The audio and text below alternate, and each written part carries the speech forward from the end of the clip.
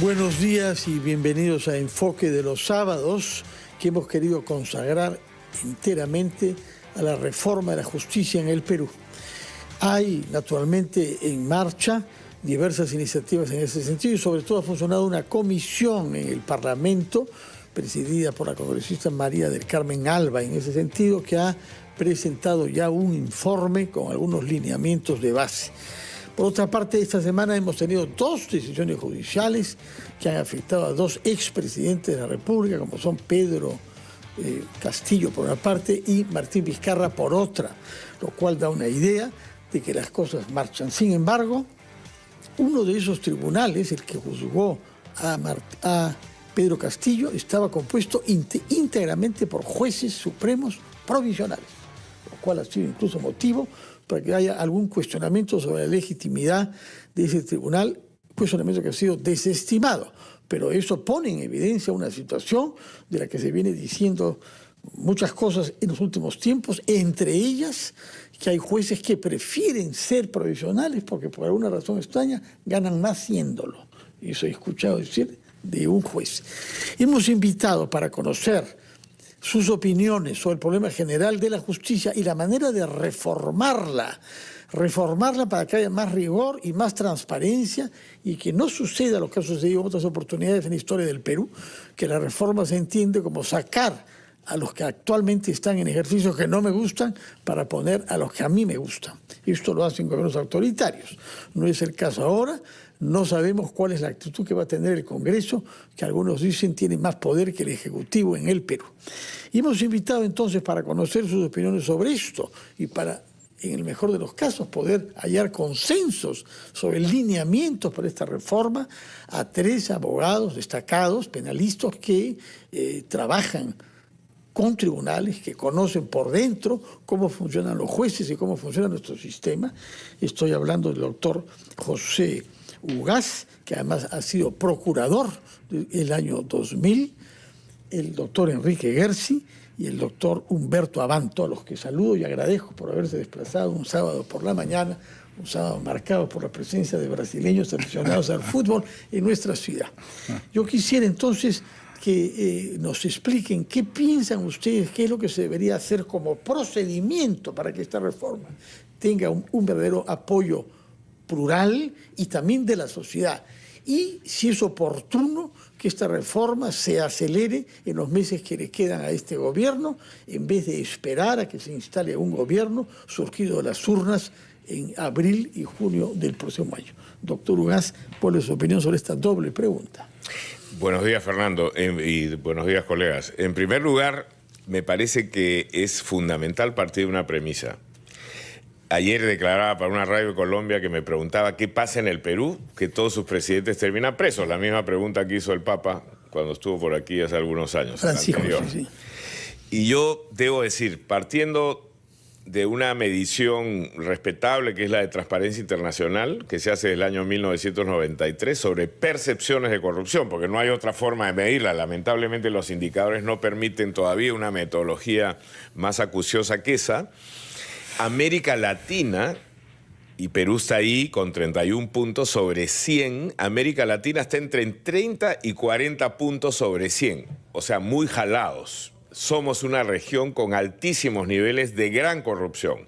Y no solamente en América Latina, si uno mira cierta zona de Europa, África, Asia, por supuesto, el promedio del mundo está por debajo de 50, salvo los países nórdicos y algunos otros desarrollados. Y en América Latina, Uruguay, Costa Rica y Chile. Es decir, no es un problema exclusivo del Perú. A veces nos miramos el ombligo y decimos somos los más corruptos del mundo, tenemos tantos presidentes, etc. Y es verdad que tenemos gran corrupción, ya lo dijo Alfonso Quirós en su libro sobre la corrupción en el Perú. Nunca han habido ciclos bajos de corrupción en el Perú. Todos han sido altos o muy altos. Y sin embargo, somos paradójicamente el único país con todas las miserias del sistema de administración de justicia que tenemos, fiscales que juegan más o menos al cambio de la silla, 3 fiscales en un mes y medio, etcétera, etcétera. El único país que ha podido sentar a todos los altos funcionarios del Estado en el banquillo de los acusados y a otros personajes de altísimo nivel. con errores seguramente, forzando la ley de crimen organizado, las detenciones preliminares, etcétera, pero ya anteayer se ha producido la 5ª condena a un presidente de la República en este país. ¿Eso qué quiere decir? Que la justicia, con todas sus falencias, y podemos hoy día pasarnos el resto de la entrevista hablando de lo que hizo mal el Ministerio Público y lo que hizo mal la justicia, pero esta no es una justicia como la de Venezuela, Nicaragua o Haití, donde citan a los vocales Maduro y les entregan las sentencias ya solamente para que las firmen. Esta es una justicia falible, con una serie de problemas, pero que sin embargo de manera democrática, entre comillas, ha sentado a todos los sectores políticos en el banquillo de los acusados porque hay altísima corrupción en la política. ¿Quién puede dudar que alguno de todos los que han sido condenados efectivamente se ha visto involucrado en graves problemas de corrupción? Podemos discutir sobre tecnicismos, si Vizcarra estuvo el 23 en Lima o en Moquegua, pero ¿quién puede dudar que la abrumadora cantidad de evidencia contra Vizcarra justifique esa sentencia? O Pedro Castillo, que hizo un golpe de Estado o intentó hacerlo por televisión. O que en el caso de Fujimori las pruebas simplemente lo sepultaron. Y así podemos seguir con cada uno. Entonces, mi primer punto en este caso es justicia con problemas graves, sí, pero somos el país de América Latina con mayor ratio de eficiencia de procesar casos de corrupción, más que Brasil, que empezó la bajato, y mire lo que está pasando en Brasil. Viene un Díaz Toffoli que lo que hace es desmontar todo el esquema de la bajato, a pesar de que se entregaron todos los constructores, con abogados, en presencia de fiscales y jueces, a decir, yo pagué tanto, esto fue así, y después se agarran de los tecnicismos. Hay que la prueba que no fue trasladada, que el colaborador eficaz dijo así o asá. ¿Quién puede dudar que Odebrecht fue una gran impulsora de la corrupción en el Brasil? Nadie. Entonces, frente a los tecnicismos, la realidad. Perú con gran corrupción, sí. Con una justicia en severos problemas también, y sin embargo somos el país con una mejor performance en materia de administración de justicia. ¿Qué hay que corregir? Sí, y yo creo que tenemos que ir a una profunda reforma estructural, que no es la que está haciendo la congresista, porque la justicia no se reforma en 2 días. Acá hubo una experiencia anterior, y termino con eso, el Seriajus, que demoró 3 años, y ahí están los libros que demuestran cómo se tiene que convocar a todos los sectores plurales, más aún en un país polarizado, para discutir qué perfil de jueces queremos, qué perfil de fiscales queremos, cómo se les nombra, cómo se les sanciona, etcétera, etcétera. De acuerdo, tomamos nota entonces de esa propuesta de una reforma estructural, pero también la reflexión que ha hecho usted de los casos de corrupción que tienen que ver con la justicia. Señor Humberto Amato. A ver, yo sí creo que los tecnicismos cuentan, y creo que compararnos con Haití, claro, es cómodo, ¿no? O sea, digamos, si me comparo con lo que está abajo me siento alto. Pero el punto es que el estándar en que funciona la justicia nos da noticias desoladoras y exige justamente una reforma. O sea, seguir teniendo una justicia que resuelve según la cara del cliente es un tema que tenemos que resolver, ¿no? Pasar por alto que ha habido un caso montado durante 6, 7 años para arrinconar a alguien en un esquema de toma del poder, o sea, es soslayar la realidad. Entonces, creo que sí, y parto de una reflexión que hace usted, Fernando, y esta vez, si nos ponemos de acuerdo, deberíamos tratar de construir un sistema de justicia y no mi sistema de justicia. Y un sistema de justicia que sea, digamos, que parta de esenciales temas como la imparcialidad y la independencia de los jueces, la objetividad de los fiscales, y que lamentablemente va a enfrentar un obstáculo, enfrenta hoy un obstáculo y lo va a enfrentar en el próximo Congreso, que es la ausencia de un consenso que nos permita reformas constitucionales. Entonces, ¿cómo hago una reforma usando las herramientas legislativas? No de constituyente derivado, que puede hacer reformas constitucionales, que viene esa ilusión en el informe de la doctora Alba. En mi opinión, en este momento ha quedado demostrado en el caso de Betsy Chávez Chino, no hay forma de reunir 87 votos en el Congreso de la República, y mucho menos para un tema tan serio. Entonces, ¿cómo lo hacemos? Mirando la ley orgánica del Poder Judicial, la ley orgánica del Ministerio Público. ¿Cómo hacemos para que, por ejemplo, el Ministerio de Justicia deje de ser esquizofrénico y maneje al mismo tiempo la defensa pública y las procuradurías? ¿Cómo hacemos para trasladar la Defensoría Pública a la Defensoría del Pueblo, por ejemplo, como ocurre en Colombia? Porque es raro pues, que quien administre al mismo tiempo a los que persiguen la reparación para el Estado y a los que defienden a las personas que o no tienen recursos o no quieren destinarlos a su defensa. Entonces, ¿cómo mejoramos los códigos?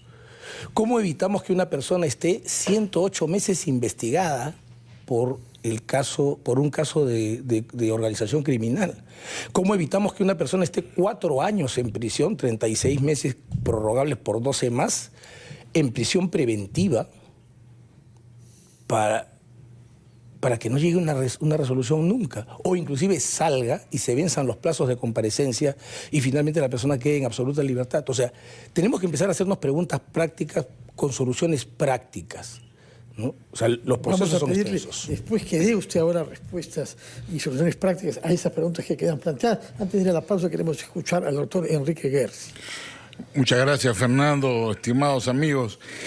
Yo comparto algunos de los puntos de vista que se han vertido acá, pero quisiera aterrizar con una información básica que me parece muy importante para centrar el debate. El principal problema en mi concepto, aquí hay problemas de estructura y problemas normativos, ¿no? Que son distintos y se solucionan de distinta manera. Pero el principal problema en mi concepto es la provisionalidad. Y quisiera dar 4. Hay de los jueces supremos 20 titulares y 42 provisionales. De los jueces superiores, 515 titulares y 299 provisionales. De los especializados, hay 896 titulares, 306 provisionales y 982 supernumerarios, ¿no? De los jueces de paz letrados, hay 129 titulares y 526 supernumerarios.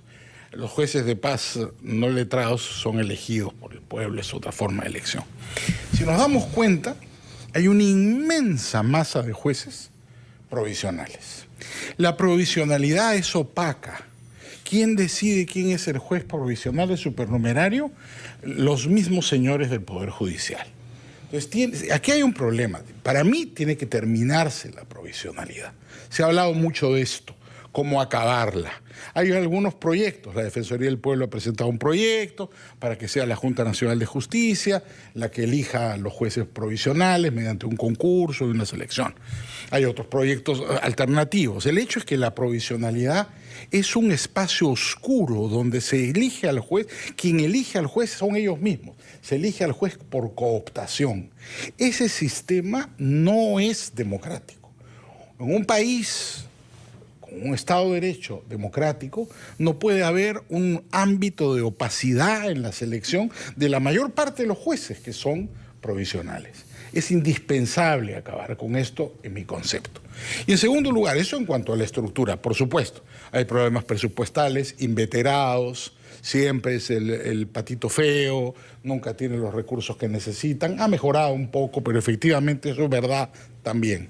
Pero de otro lado, como ha señalado muy bien Humberto, lo apuntó José también, hay problemas de estructura legal, no solamente de organización y de selección. También hay normas, no puede ser posible, como bien indicaba Humberto, que te pases 4 años en una investigación con una persona presa y no llegas a nada. O, como vimos en el caso de la señora Keiko Fujimori, que en el control de acusación creo que le devolvieron 50 veces el expediente al doctor Zúñiga, 28, ¿no? 28. Hay un problema objetivo, legal, eso no puede ser así, ¿no? Yo entiendo que debe haber un control de acusación y puede haber errores que se corrigen, pero no debería ser más de 1 o 2 veces. No pueden ser 28, 30 o 40 veces. No puede demorar un proceso como el control de acusación, la etapa intermedia, más que un juicio.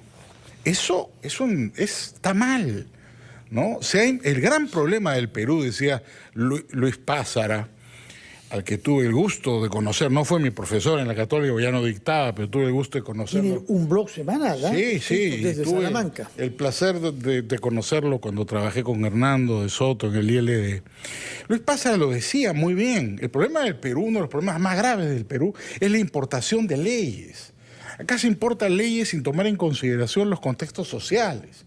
Entonces, no es lo mismo un sistema acusatorio más copiado de Hollywood que del common law, ¿no es cierto?, para que funcione en una estructura social donde hay informalidad, donde tenemos problemas de vigencia de normas, donde hay normas consuetudinarias que muchas veces rigen con mayor vigencia social que las normas legales. Entonces, ahí tenemos un problema complejo, porque hay problemas estructurales y problemas normativos. No vamos a solucionar el problema en la administración de justicia solamente corrigiendo cómo se eligen los jueces, sino también tenemos que mejorar la calidad normativa que la experiencia ha demostrado es altamente insatisfactoria. Vamos a hacer una pausa y retomamos nuestra conversación. Yo quisiera que se incorpore al tema cuyos elementos han sido planteados por ustedes, un asunto que he escuchado mencionar con mucha frecuencia, que es la formación de los estudiantes de Derecho.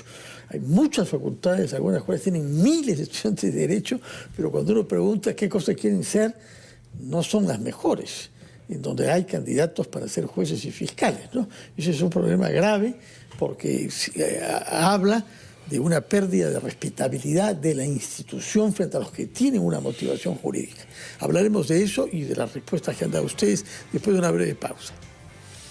Estamos conversando con 3 abogados penalistas a propósito de la reforma del sistema judicial, es decir, de la administración de justicia en nuestro país. Han planteado observaciones, han hecho referencias a algunos de los ejemplos de disfuncionamientos recientes que todos conocemos, pero reitero la pregunta: ¿creen ustedes que será posible hacer una reforma en un corto plazo? Es probable que con lo que queda de este quinquenio ya no, pero ¿cuánto se puede avanzar a la luz del informe que ha sido elaborado por la comisión que se ocupó de esto, presidida por la congresista María del Carmen Alba? ¿Qué piensa usted, señor Ugarte, de la viabilidad de hacer una reforma en la que participen personalidades de diversos ámbitos y sensibilidades, pero que participen también las instituciones judiciales? Yo creo que no, Fernando, y espero que no.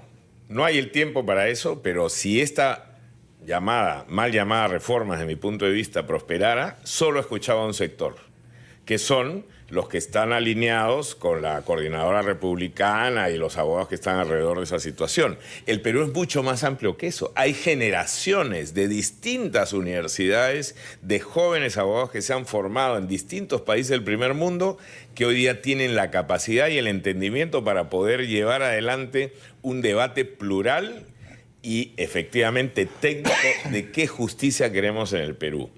Todos los de mi generación hacia arriba, por ejemplo, sabemos que Javier de Belaúnde es una persona que por décadas ha estudiado el problema de la justicia. Aquí se ha citado a algún profesor muy relevante en esa materia. Luis Pázara, ¿no? Luis Pázara, y sin embargo Javier no ha sido convocado. El último esfuerzo al que me referí, el Seriajus, fue impulsado por Jorge Avendaño, acuerpado, como dicen los mexicanos, con una serie de juristas de distintos puntos de vista, y eso no está ocurriendo. Enrique ha puesto la pica en Flandes en un tema fundamental, la provisionalidad. Y yo coincido, es un tema gravísimo. Pero ¿a quién le vamos a encargar resolver el problema de la provisionalidad? ¿A esta Junta Nacional de Justicia? Absolutamente ideologizada, cooptada. Al defensor del pueblo que hoy día defiende a una persona que está condenado por violación de derechos humanos en vez de estar pensando en las víctimas. El sistema ha sido cooptado por un sector ideológico que acusa que décadas pasadas hubo otro sector ideológico que los desplazó, y hoy día creen que esto es una vendetta política. Y la justicia, lo dicen todos los estándares internacionales, y la especialista, la relatora en independencia judicial de Naciones Unidas, el problema de la independencia es central. Y por si acaso, el señor Inostroza, que hoy día es prófugo de la justicia, no era un juez provisional, era un juez titular, nombrado por un Consejo Nacional de Magistratura, que fue una vergüenza, que fue disuelto, y crearon esta junta que hoy día es una vergüenza también. Entonces, primero hay que sacar las manos de la política de la justicia. y dejar que los técnicos, los especialistas y los sectores sociales concernidos, esa fue una gran virtud del Seriajús. El Seriajús no solamente convocó a jueces y fiscales y abogados, también a los sectores políticos, gremios, por ejemplo, que tenían que ver con el problema de la justicia. Y hoy la congresista Alba lo que ha hecho es llamar a sus amigos abogados del sector ideológico que ella soporta para que definan cuál es la visión que ese sector tiene de la justicia. Y la justicia de un país plural como el Perú, y eso lo han demostrado los movimientos sociales y los muertos que lamentablemente hoy día tenemos que recordar en este país, es un país mucho más complejo que eso. La justicia en Juliaca no puede ser la misma que en Miraflores, ¿no es cierto? Y los jueces de paz, que efectivamente son una instancia de justicia electa, pero es para comunidades pequeñas. Miremos lo comentamos hace un momento, el desastre de México, con la demagogia de AMLO y que lamentablemente ha sido reiterada por la señora presidenta Sheinbaum, que dice que además Castillo no es un golpista, sino es una víctima de un golpe de Estado, tiene hoy día como jueces a los abogados narcotraficantes notorios de México. Entonces, esto tiene que ser un esfuerzo plural, complejo. Probablemente yo puedo discrepar muchísimo con los dos colegas que tengo aquí al frente, y creo que además lo hemos hecho público en más de una oportunidad, pero eso no impediría que nos sentemos los tres a decir qué perfil de juez queremos en el Perú. Pero no han sido convocados, ninguno de ustedes tres. No. Enrique ha estado. Usted sí. ¿Y con qué contribuyó? Bueno, la discusión ha sido muy interesante. Yo sí tengo una discrepancia. Yo creo que la comisión que presidió María Carmen Alba, hubo gente que fue convocada que no aceptó, pero ha habido gente plural. Delia Muñoz y Sergio Salas tienen posiciones personales, ideológicas y doctrinarias muy diferentes que, por ejemplo, por decir nombres, Domingo García Belaúnde o yo mismo. Creo que la discusión fue interesante. Ahora, esto tiene que pasar por un tamiz crucial. No hay reforma del Poder Judicial si el Poder Judicial no quiere hacerlo. La gran frustración... Quiere hacerlo, por lo menos formalmente, dice la señora Janet Tello, ¿no? Dicen, pero si tú ves todos los esfuerzos, José Ugaz ha recordado muy bien Seriajús, Fausto Alvarado, compadre y amigo mío, conocí su trabajo de primera mano, hicieron un gran trabajo ahí. Pero no pasó nada, al final se quedó atracado. El Poder Judicial lo bloquea. El Poder Judicial es el que lo bloquea. Igual va a pasar si el Poder Judicial no quiere, porque el Poder Judicial tiene poder político. El Poder Judicial no quiere, no va a haber una reforma. Y ellos dicen que van a autorreformarse por cooptación. Pero no hay reforma por cooptación, pues ellos mismos escogen a sus sucesores, que es lo que pasa con la provisionalidad.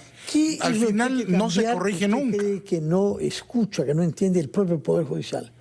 Porque ellos hablan sobre presupuesto y sobre provisionales. Ese es el tema que me menciona más. Pero que como funcionamiento y como no les estructura. gusta que nadie exterior a ellos les diga cómo organizarse. Bueno, ellos a nadie le gusta en general. Bueno, pero digamos... Pero si hay una propuesta razonable... Lo que pasa es que ellos tienen son muy ariscos en esa materia. No, y yo entiendo, Janet Tello, la conozco, me parece una jueza muy, muy respetable, ¿no es cierto? Y creo que es una persona independiente, pero en general la corporación, por llamarla de alguna manera, toda la institución es refractaria a los cambios, es muy conservadora. Acuérdate que el Perú... Hay un problema severo de liderazgo colectivo. Además, sí. Y eso pasa en la Fiscalía. Miremos lo que está pasando con la Junta de Fiscales Supremos y ya ha pasado también con el Poder Judicial. Yo coincido, Janet, como han sido otros magistrados de la Corte Suprema, impecables en términos de integridad. Si miramos la Corte Suprema que tenemos hoy, comparada con la que teníamos hace 20 años, en términos de honestidad y de integridad estamos muchísimo mejor. Pero eso no resuelve los problemas sistémicos. Humberto Ganto, por favor. Mire, Fernando. Para mí el gran problema es justamente el gatopardismo reformista. Todo el mundo declara que quiere Gatopardismo es decir que para que nada cambie, para todo que cambie. nada cambie. Así es. ¿Por qué? Porque la provisionalidad se resuelve. Vamos a partir de un asunto. A mí me gustaría ver, este es un Estado democrático. Entonces no hay posibilidad de una reforma sin participación de la política. Suponer, como decía el doctor Ugaz, que haya una reforma sin intervención de la política es prescindir del elemento democrático. Yo no soy platónico, yo no creo en los guardianes de la democracia. Los filósofos gobernantes. No, yo no creo además en los guardianes que están por encima del pueblo ignorante que es capaz de llevar adelante y salvar el mundo. No, eso no. Debe haber una voluntad que nos permita sentarnos a todos. O sea, discrepar, de tener puntos de vista diferentes no es motivo de odiarnos. Esa es una cosa que hay que recordar de Lincoln, la gran advertencia que no fue oída, ¿no? No tenemos que ser enemigos. Entonces, hagámonos una propuesta. El fracaso, por ejemplo, de la restauración democrática del 2000 fue construir una justicia rencorosa. Ok, sí había que perseguir la corrupción, sí había que perseguir los crímenes, pero había que llegar a cebarse. Creo que ahí hubo un tema hay un tema en el que tenemos que reflexionar. Lo mismo que pasó en el periodo 17, 18, 19 y 20 en el Perú, donde se exaltó y se convirtió la actividad de la justicia en un festejo romano, por usar una expresión del juez Félix Frankfurter. Entonces, el punto central aquí, sentémonos y veamos de construir, lo dije en CADE la vez pasada, un sistema de justicia para todos, no mi sistema de justicia. Pero si ¿no? me Entonces, permite el doctor Abanto, y ya que ha hecho alusión a mi referencia a la política, yo no he dicho que la política no tiene que intervenir. Lo que yo he dicho es que no se puede politizar el proceso. En el Seriajuste estuvieron convocados todos los partidos políticos y los que quisieron presentaron a sus mejores técnicos con sus opciones. Ya, pero la política sí, pero la politización, que es lo que estamos viendo hoy día, pero no. perdón, es que la politización tiene que erradicarse por una razón sencilla. O sea, la justicia tiene que ser imparcial. La justicia tiene que ser independiente. Lo que estoy diciendo es que sin la voluntad política, desafiando a la voluntad política, esto no va a ocurrir. Segundo, la provisionalidad, ¿por qué no la resolvemos por la cabeza? ¿Por qué no la resolvemos por la cabeza? O sea, usted tiene... Las cifras que ha dado sobre la Suprema, Enrique, son estremecedoras. 42 jueces supremos, 18. La ley dice son 20, pero solo hay 18 en funciones y acaban 2 este 31 de diciembre. Claro, cumple Entonces, con lo que se van a 16. No cambian la ley, Humberto. Si no cambian la ley para que alguien se quede. Entonces, vueltas, ¿no? ¿se dan cuenta? ¿Por qué no comenzamos, por qué no somos un poco más modestos en nuestras aspiraciones y comenzamos liquidando la provisionalidad en la Corte Suprema y en la Junta de Fiscales Supremos? Eso requiere una... presupuestal, ¿no? Pero por favor, o sea, si todo el mundo dice que necesitamos una reforma en la justicia, y este es el principio de una reforma menos costosa, y comenzamos a no desacreditar a las instituciones, o sea, claro... Pero el problema es si lo hacemos con esta Junta. Al doctor Ugaz no le gusta esta Junta, a mí no me gustaba su no Junta. No solamente a mí. O sea, a mí no me gustaba su Junta. A Junta. no le gusta esta Junta. Es tan mala como el Consejo de la Magistratura que fue destituido por corrupto. Pero es tan malo como... tenemos un presidente de la Junta que tiene problemas personales y legales. Es tan malo como la Junta anterior, que tenía una óptica de voy a destruir a todos los que no piensan como yo. Entonces... ese es el tema. Y es ahí donde tenemos que poner el debate. O sea, ¿y qué? Con vigilancia, pues. O sea, el Congreso, si proponemos un sistema de custodia ciudadana, podremos hacer que la selección sea pública, transparente y controlada por todo el mundo. Pero lo que no puedo decir es, no, sin este no, porque este no es mío, entonces el de que sí era mío, ese sí era bueno y este ya lo ponemos. No, eso tiene que terminar. O sea, vamos a una reforma en serio. Primero, o sea, no necesito una reforma constitucional para elevar el número de jueces supremos, ni necesito una reforma constitucional para elevar el número de fiscales supremos. ¿Por qué necesito esto? Porque existe algo que se llama pensamiento de grupo. Todos los seres humanos tenemos sesgo y cuando nos agrupamos, ese sesgo se transforma en un pensamiento de grupo. Hace 23 años tenemos los mismos jueces supremos allí. Y ¿cómo me van a decir que sí, es mucho mejor? No, señor, no es mejor cuando tengo un juez que una Corte Suprema, por ejemplo, Sala Penal Permanente, que dice que la 32.108 no se aplica para el caso del señor Gersi. Pero si fuera el caso del señor Ugaz, sí aplico la 32.108. Recuérdenos qué cosa... la ley de organización criminal, la modificación de organización criminal. Y eso ha ocurrido y está a la vista. O cuando tengo una Corte Suprema que es capaz de decir que un juez no puede controlar una disposición de formalización y continuación de la investigación preparatoria en un acuerdo plenario. Cuando un juez, o sea, cuando la Corte Suprema termina siendo, y los jueces, esto es importante tener presente, el cataclismo que se vivió entre el 17, 18, 19 y 20 en la justicia peruana, tuvo como participantes principales, pero están escondidos por el estruendo de los fiscales, a los jueces. Porque los que dictaron las prisiones y convalidaron en la Suprema las prisiones fueron jueces. ¿Cuáles fueron esos jueces? Porque estamos ya hablando... La Sala Penal Permanente de la Corte Suprema, que en el caso de Keiko Fujimori, por ejemplo, se abstuvo el señor San Martín. Dijo, no, yo me abstengo, no voy a participar porque he sido cuestionado en algún momento. Pero el resto de jueces convalidó la prisión, que luego el Tribunal Constitucional, por si acaso, con la anterior conformación, no con la conformación actual, fulminó esa prisión preventiva. O sea, por favor, no podemos decir, no, es que tenemos mejores jueces. Sí, permita, ha habido con gran entusiasmo un debate sobre la Junta Nacional de Justicia. Permítame decir una palabra a favor de la Junta Nacional de Justicia. Yo creo que la Junta Nacional de Justicia, que fue elegida en un concurso público y tiene personajes notables como el doctor Tábara, el doctor disidente, es el disidente y arrinconado. Bueno, ahí está el doctor Tábara y digamos hay toda una discusión, ¿no? Pero digamos por ese congreso. Bueno, pero fue elegida por una comisión, ¿no? Donde La que estaba en la Constitución según la reforma que promovieron algunos. La reforma que promovieron algunos y que fue en el tiempo del doctor Vizcarra, ¿no? El ingeniero Vizcarra, ¿no? Que fue consecuencia de esa reforma. Han llorado cuando fue a cabo. Yo creo que esta Junta ha hecho una cosa prudente e inteligente, que es plantear una competencial, ya que hay tal esta guerra de guerrillas al interior del Ministerio Público, lo que se ha hablado en el Poder Judicial, contra el jurado de elecciones, contra la Junta, ha planteado lo que tiene que hacerse en un Estado democrático, que es ir al Tribunal Constitucional y solucionar las cosas, pero es el Tribunal Constitucional elegido, que tiene fallos de distinta naturaleza. No, el anterior era el Tribunal de los 9 Sabios. Pero acuérdate una cosa, digamos, la doctora Pacheco, que supuestamente es conservadora, ha suscrito fallos muy interesantes en materia laboral que podrían considerarse bastante progresistas. Y ha hecho voto con mi amigo y compañero de promoción, Manolo Monteagudo. Siempre en minoría. Pero con el voto, pero la presidencia fue ganada con los votos más El otro bien. No era, el que validó la disolución del Congreso, ese no era, ese era un tribunal angelical. De una cosa, el Tribunal Constitucional, Nunca hemos tenido. la presidenta del Tribunal Constitucional será elegida más bien con los votos de Monteagudo y compañía, no con los votos del, llamémosle, sector conservador, por llamarle de alguna manera, y es la doctora Pacheco. Ahora, ¿a qué voy? En una democracia nunca vamos a estar de acuerdo, pues hay puntos de vista, enfrentamientos, y para eso hay un árbitro supremo que es el 13.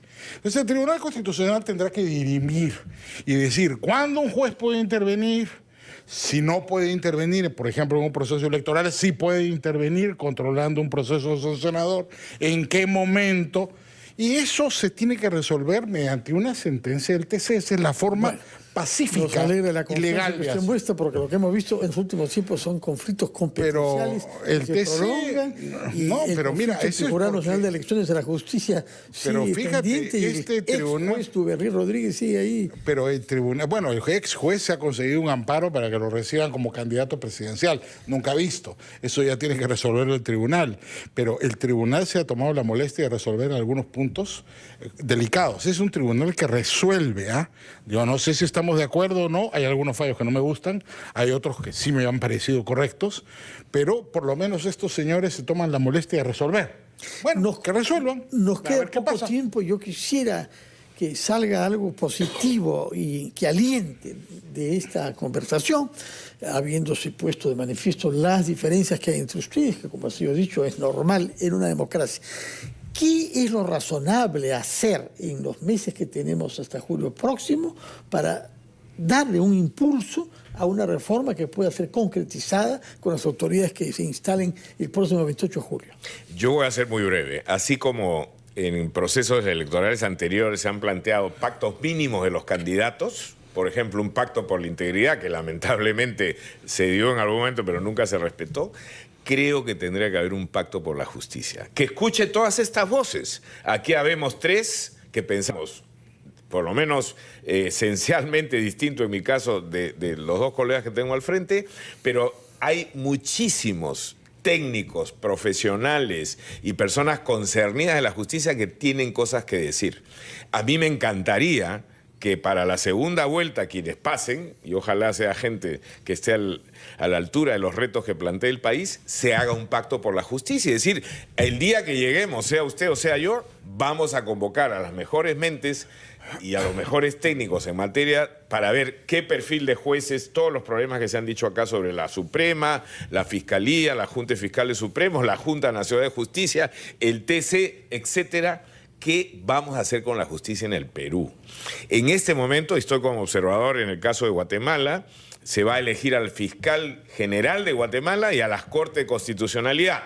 en un país que ha tenido problemas Sí, gravísimo, espantosos con esa señora fiscal que ha querido incluso hacerle un golpe de Estado al presidente de la República. Bueno, ahí se está generando un movimiento social muy interesante, plural, para que estas... ¿Cómo fue posible eso en Guatemala, que verdaderamente llegó a extremos? Fernando, Claro. la única respuesta fue un milagro. Ya ¿Cómo no llega estamos en Arévalo a ser octubre, presidente de Guatemala cuando todo indicaba que iba a ser el pacto de la corrupción y que iba a poner el presidente? La propia fiscal se encargó de censurar uno u otro candidato y llegó el señor Arévalo, que es una persona con credenciales democráticas y que está generando una transformación interesante. Ojalá que se logre en un país que es crucial en Centroamérica para el peso regional que tiene,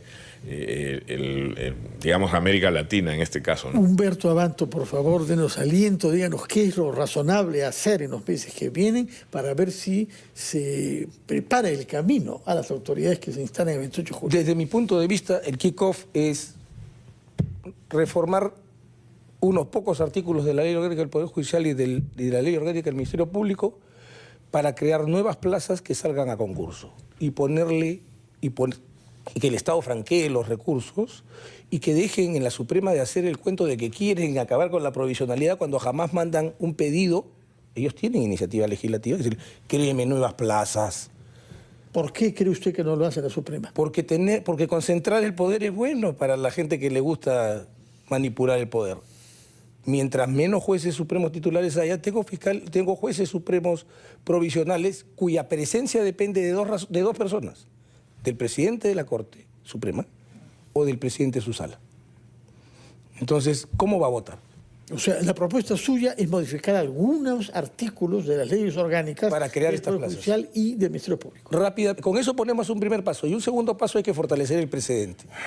Y la renovación jurisprudencial tiene que ser justificada. O sea, ¿qué pasa? Acá un juez especializado, sobre pretexto del artículo 22 de la Ley Orgánica, coge una jurisprudencia que es doctrina de la Corte Suprema y dice, yo no la voy a aplicar porque yo pienso que no sé cuántos. Control difuso. Otra cosa. Aparte del control difuso, es separación de la jurisprudencia. Y el control difuso, digamos, eso ya es una... No voy a proponer reformas constitucionales, pero la dejo sembrada ahí. En mi opinión, tenemos que ir... demostró el constituyente español mayor prevención que nuestro constituyente, que fue muy optimista. Y creó la cuestión de constitucionalidad para que el juez que dude de la constitucionalidad de una ley le pregunte directamente al Tribunal Constitucional. Palabras finales, Enrique García. Sí, yo creo que el Congreso tiene que avanzar en todo lo que pueda avanzar. Por supuesto, creo en el diálogo más amplio, más extenso. Es indispensable que haya una discusión. Si se puede avanzar con los proyectos de ley que plantea Humberto, de acuerdo con todos, me parecen correctos. Hay otras iniciativas más. No estoy seguro que haya tiempo para reformas constitucionales, pero si hubiera tiempo, hubiera consenso que se avance. Y creo que el tema de la reforma constitucional, de la reforma de la justicia, ya es parte del debate electoral, pero no me parece que es un debate serio. Están teniendo un debate político que no va a respuestas de fondo. Tal vez en el peor sentido de la palabra. En el peor sentido de la palabra, no en el mejor sentido como nos gusta la política en sentido griego, sino la política en el sentido común, ¿no? En todo caso, lo hemos practicado creo que acá, es, como diálogo. Así es, creo que es importante porque se pueden hacer cosas. Y mira, yo estoy vinculado a Guatemala también como José, soy profesor en la Universidad Francisco Marroquín hace 30 años. De inspiración liberal, ¿no? Absoluta convicción, además. Y conozco muy bien la fortaleza de Guatemala.